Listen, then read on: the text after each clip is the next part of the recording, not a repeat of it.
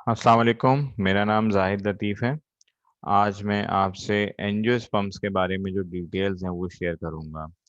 Angiosperm का ताल्लुक स्पर्माओसिटा group से है और ये वो ग्रुप ऑफ प्लांट्स हैं जो कि सीड प्रोड्यूस करते हैं और इनके जो सीड्स होते हैं वो कवर्ड होते हैं। इनके सीड्स कवर्ड क्यों होते हैं? क्योंकि इनमें ओवरी पाई जाती है और इनके जो एंजियोस्पर्म्स हैं उनमें ओवरी क्यों होती हैं? क्योंकि इनमें फ्लावर्स पाए जाते हैं। अगर आप जिम्नोस्पर्म में देखें तो जिम्नोस्पर्म में जो सीड्स हैं वो कवर्ड नहीं होते, वो इसलिए कवर्ड नहीं होते क्योंकि उनमें ओवरी मौजूद नहीं होती और उनमें फ्लावर्स मौजूद नहीं होते। एंजियोस्पर्म्स की डिटेल्स जानने के लिए ज़रूरी है कि सबसे पहले हम फ्लावर के स्ट्रक्चर को समझें। ये आपके सामने एक फ्लावर है। फ्लावर क्या होता है? सबसे पहले हम उसको समझने की कोशिश करते हैं कि फ्लावर जो है basically short length of stem है with modified leaves attached to it.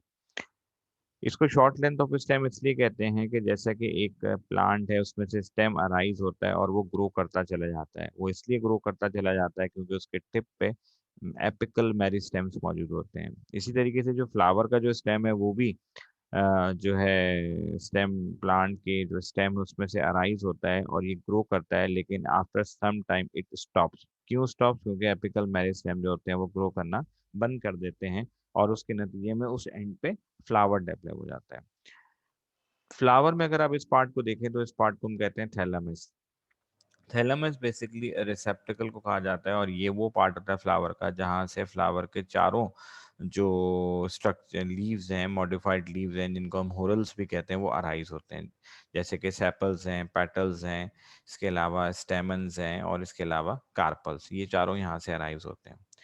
अब सबसे पहले हम देखेंगे सेपल्स। बाहर से अगर आप अंदर की तरफ जाएँगे तो सबसे पहले जो आपको स्ट्रक्चर नज़र आएगा वो आएगा सेपल्स का। सेपल्स जो होते हैं वो स्मॉल ग्रीन कलर के मॉडिफाइड लीव्स होते हैं और इनका फंक्शन क्या होता है कि जब ये फ्लावर जो होता है बर्ड स्टेज में होता है, तो ये फ्लावर को क्या करते हैं, प्रोटेक्ट करते हैं। अगर सेपल्स एक से ज़्यादा मौजूद हों, तो ऐसे स्ट्रक्चर को हम कहते हैं कैलिक्स। तो कैसे कैलिक्स क्या है? Basically collection of sepals.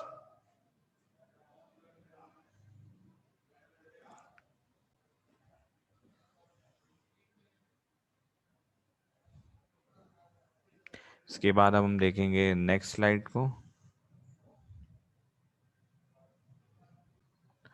अब आप देखिए, ये जो आपको नज़र आ रहे हैं बिग लीव्स नज़र आ रहे हैं, कलरफुल नज़र आ रहे हैं, इनको हम कहते हैं पेटल्स।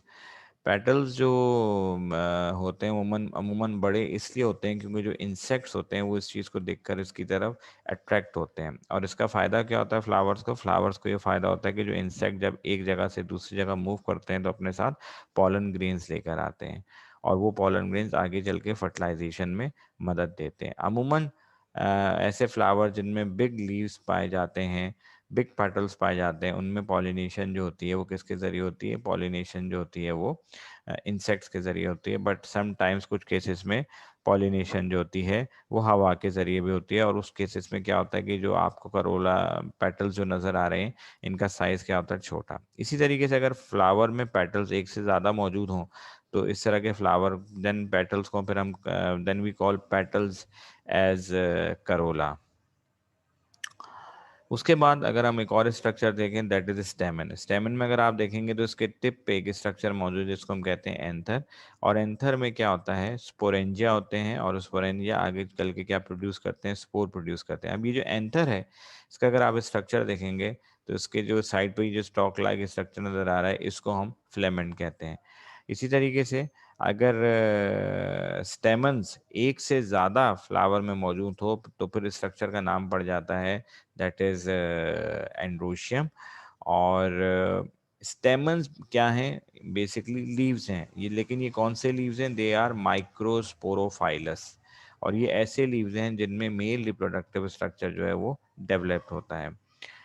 एंड अब उसके बाद अगर हम नेक्स्ट स्ट्रक्चर देखें दैट इज कार्पल। कार्पल में अगर आप देखेंगे तो ये पार्ट कहलाता है स्टिग्मा, ये पार्ट कहलाता है स्टाइल और ये जो आपको पार्ट नज़र आ रहा है दैट इज ओवरी। और ओवरी के अंदर क्या मौजूद है? ओव्यूल मौजूद होते हैं। अब कार्पल्स क्या होते हैं? कार्पल्स भी बेसिकली मॉडिफाइड लीव्स होते हैं और क्योंकि इसमें कार्पल्स जो हैं वो जिनमें ये क्या है, फीमेल रिप्रोडक्टिव स्ट्रक्चर हैं, और इनमें क्या चीज़ डेवलप होती है, इनमें डेवलप होता है मेगास्पोरेंजियम। इसलिए इनके लीव्स को हम क्या कहते हैं, कार्पल्स जो हैं, जो लीव्स हैं, इनका दूसरा नाम क्या है, मेगास्पोरोफाइलस। इसी तरीके से अगर ये कार्पल एक से ज़्यादा मौजूद हो तो then structure is called gynoecium.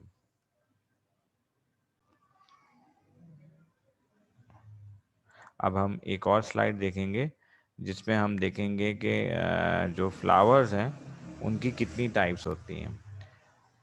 Flower जो होते हैं दो तरह के होते हैं, एक होता है कंप्लीट फ्लावर। इसका मतलब ये कि जब चारों होरल्स मौजूद होते हैं, यानी कि चारों मॉडिफाइड लीव्स मौजूद होते हैं। चारों होरल से मुराद क्या है कि सेपल्स हो गए, पेटल्स हो गए, स्टेमन्स हो गए और कार्पल्स।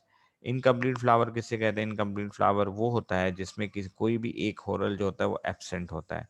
एक होरल कौन सा एब्सेंट हो सकता है? दैट इज या तो कार्पल एब्सेंट होगा या स्टेमन एब्सेंट होगा। अगर आप यहाँ देखें तो इसकी इनकम्प्लीट फ्लावर की जो एग्जांपल है, पम्पकिन है, पपाया है, वाटरमेलन है, बिटर है एंड कॉर्न। आपके सामने ये जो है पपाया का मेल फ्लावर है। क्यों? अगर आप इसमें येलो स्पॉट देखेंगे तो इसमें आपको ये जो नज़र आ रहे हैं दैट इज़ बेसिकली ये क्या है, स्टेमन्स हैं। इसी तरीके से ये पपाया का फीमेल फ्लावर है। अगर आप इसमें देखें तो ये जो पपाया का फीमेल फ्लावर में, इसमें आपको स्टेमन्स कहीं नज़र नहीं आ रहे, ये आपको ओवरी नज़र आ रही है। इसी तरीके से अगर आप ये वाला फ्लावर देखें दैट इज़ वाटरमेलन, और अगर आप इसमें ये स्ट्रक्चर देखें तो दैट इज़ बेसिकली स्टेमन्स, और that's why it is a male flower of watermelon. अब हम देखेंगे कि हर प्लांट की लाइफ में क्या होता है कि गैमेटोफाइट भी होता है और स्पोरोफाइट भी होता है। तो इसी तरीके से जो स्पर्माप्सिडा हैं, जो एंजियोस्पर्म्स हैं, इनकी लाइफ में मेल गैमेटोफाइट भी है और फीमेल गैमेटोफाइट भी है। तो सबसे पहले हम देखेंगे कि जो मेल गैमेटोफाइट है वो एंजियोस्पर्म्स में किस तरीके से डेवलप्ड होता है। देखिए स्टेमन्स क्या होते हैं? मॉडिफाइड लीव्स होते हैं। ये वो लीव्स होते हैं जिनको हम माइक्रोस्पोरोफाइलस भी कहते हैं। इनको हम माइक्रोस्पोरोफाइलस क्यों कहते हैं? ये ऐसे लीव्स होते हैं जिनमें माइक्रोस्पोरेंजिया बनता है। अब माइक्रोस्पोरेंजिया कहाँ बनते हैं? मैंने आपको शुरू में बताया था एंथर। ये जो एंथर होता है इसमें क्या होता है? बेसिकली पॉलन सेक्स होते हैं, और पॉलन सेक्स में क्या होते हैं? माइक्रोस्पोरेंजिया होते हैं। एक जो एंथर होता है उसमें तकरीबन 4 के करीब माइक्रोस्पोरेंजिया मौजूद होते हैं। माइक्रोस्पोरेंजिया में क्या होता है? माइक्रोस्पोर मदर सेल होता है। माइक्रोस्पोर मदर सेल मियोसिस का प्रोसेस होता है और 4 सेल्स बनाता है, और अपने गिर्द क्या करता है? देन ये 4 सेल अपने गिर्द वॉल डेवलप करते हैं, and then it is converted into microspore. यानी कि अब क्या बन गया? माइक्रोस्पोर को हम दूसरे अल्फाज में पॉलन ग्रेन भी कहते हैं। अब माइक्रोस्पोर क्या होता है कि माइटोसिस का प्रोसेस होता है, और हम सब जानते हैं माइटोसिस क्या होता है कि जिसमें एक सेल डिवाइड होता है और 2 सेल बनाता है, और जिसमें नंबर ऑफ क्रोमोसोम जो होते हैं वो सेम रहते हैं। माइटोसिस का प्रोसेस होता है, और ये जो माइक्रोस्पोर है इसमें मजीद 2 सेल्स बनते हैं। एक बनता है जनरेटिव न्यूक्लियस और एक बनता है ट्यूब न्यूक्लियस। अब ये जो माइक्रोस्पोर दैट इज जिसको हम पॉलन ग्रेन भी कहते हैं, now it is called male gametophyte. आप यहाँ पिक्चर्स में भी देख सकते हैं कि ये सेल था, इसके ऊपर क्या हुआ? वॉल्स डेवलप हुई, एक्साइन और एंटाइन, और ये कन्वर्ट हो गया माइक्रोस्पोर में। उसके बाद माइक्रोस्पोर जो कि पॉलन ग्रेन है, अगर आप देखें तो इसने 2 सेल्स बनाए हैं, एक है जनरेटिव सेल और दूसरा जो है that is tube cell. Generative cell आगे चल के 2 मेल गैमेट्स बनाएगा, ठीक है, और इसी तरीके से ये जो ट्यूब सेल है ये आगे चल के पॉलन ट्यूब बनाएगा।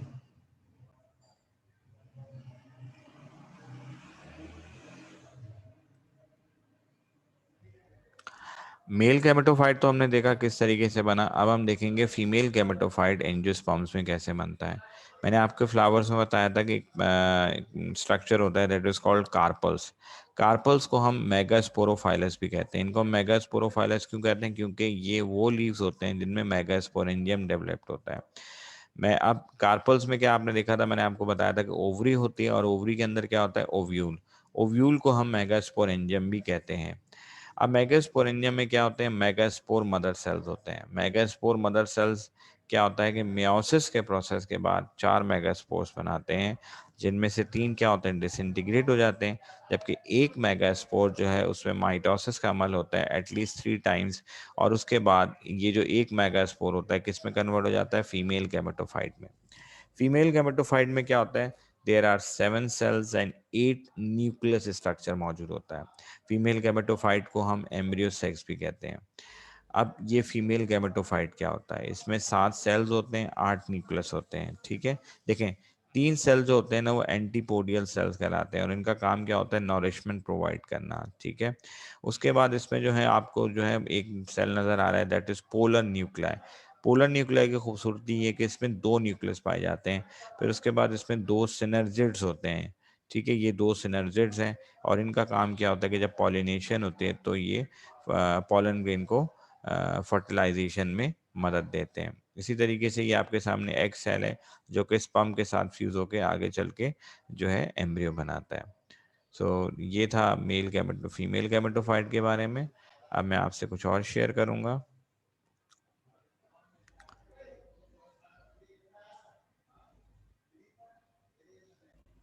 जी, अब हम देखेंगे कि पॉलिनेशन कैसे होती है।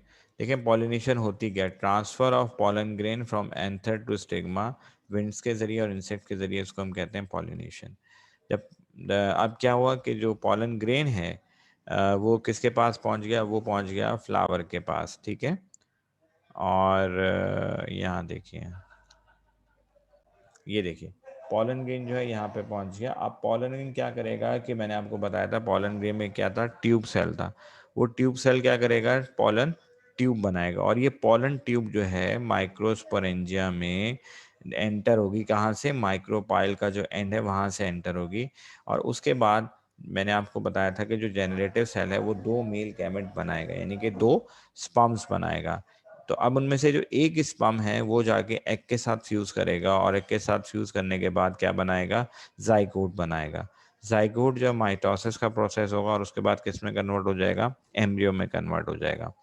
इसी तरीके से जो दूसरा स्पर्म है वो क्या करेगा, वो जाके पोलर न्यूक्लियाई के साथ फ्यूज़ होगा और जब वो पोलर न्यूक्लियाई के साथ फ्यूज़ होगा तो ये जो फर्टिलाइजेशन होगी इसके नतीजे में जो स्ट्रक्चर बनेगा वो बनेगा एंडोस्पर्म।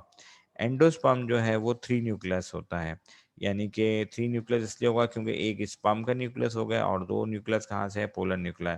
तो that is why it is called triploid, ठीक है। एंड इसके बाद क्या होगा कि जो ओव्यूल है it is converted into seed. इसके अलावा यहाँ पे एक स्ट्रक्चर था that is called integument. Integument किस में कन्वर्ट हो जाएगा, that is convert into seed coat. तो इस तरीके से अब जो सीड है उसमें ये सारे स्ट्रक्चर्स मौजूद हैं और जो प्लांट है उसकी जो जनरेशन है in the form of embryo in the seed, it is now saved, ठीक है। So that is all about the life cycle of angiosperms और एंजियोस्पर्म्स के बारे में डिटेल्स। अगर आप कोई सवाल पूछना चाहते हैं तो मैं इसको लीव कर सकते हैं कमेंट्स में। I will try my best कि मैं आपको इसके सवाल का जवाब दे सकूं। Thank you.